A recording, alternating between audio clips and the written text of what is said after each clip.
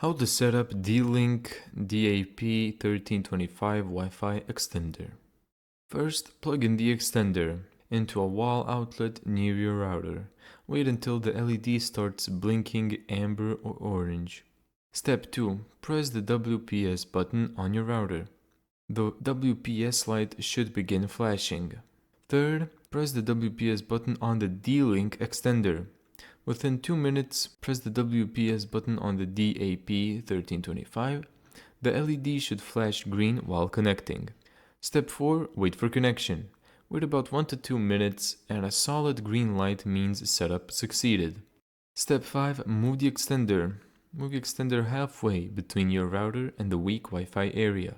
The signal LEDs help you find the best spot. Step 6. Connect devices to the extended network.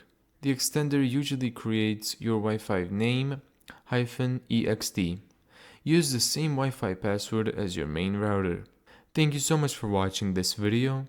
If you found this tutorial helpful, make sure to give it a thumbs up and subscribe.